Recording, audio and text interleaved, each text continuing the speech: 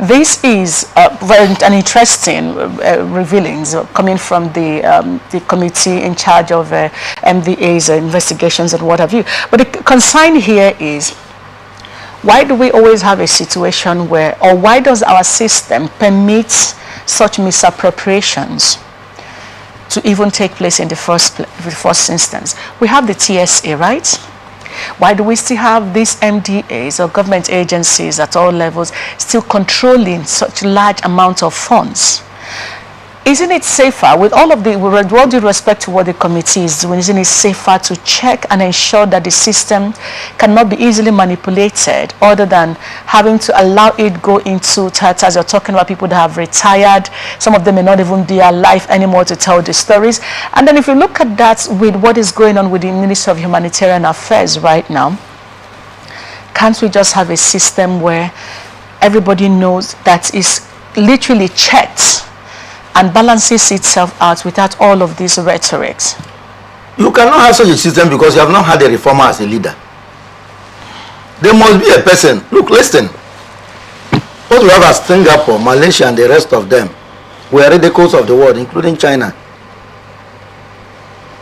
The Chinese were going across the world, digging toilets and collecting sewages to throw away. That was their job. The Indians, were they not people laughed at? That was it. It was ridiculous. Even Ghana here. Were they not all over Nigeria doing prostitution? There comes a time in the life of a nation when a leader emerges and says enough is enough. We cannot continue this way. That is what happened everywhere in the world. Our situation may seem unique, but all through history, man has always been associated with monumental fraud, disorganization, evil and wickedness, the same way is associated with good and wonderful inventions. In France, in Britain, remember Cromwell jumping into the parliament and beheading the head of parliament? Remember the guillotine in France? It was to, the people said, look, let's set it right, enough. We can't continue to live like this. Can someone say that at a point Togonis took stock of their lives? They took stock. You know that what things have been happening, and at one point in time they say, wait, what exactly are we doing? So you have not had a reformer. Doesn't it surprise you that the government that came to power in May last year, that by December, January, I think we are in January. Yes. We're already talking of misappropriations of sums of money in ministries, which means it's a rat race. People are just waiting to enter in there and swoop down on the resources of the state. Now, we are not talking about humanitarian ministry, and we don't even know the full details of the intricacies of what must have happened there. Because we're hearing 44 billion, 3 billion, okay, millions and do you millions. Know what? Do you know we have 44 ministers? Which means we have 44 ministers. Okay, and then there's the ministers for states. I think all of them is 44. Everybody is 44. Okay, I thought they screamed 48. Okay, 48. I don't know, but 44 to 48. Which means we have, like, at least a minister has a ministry. So even if we're minister of state, there are two. No problem. So imagine what is happening in the other 43 ministries.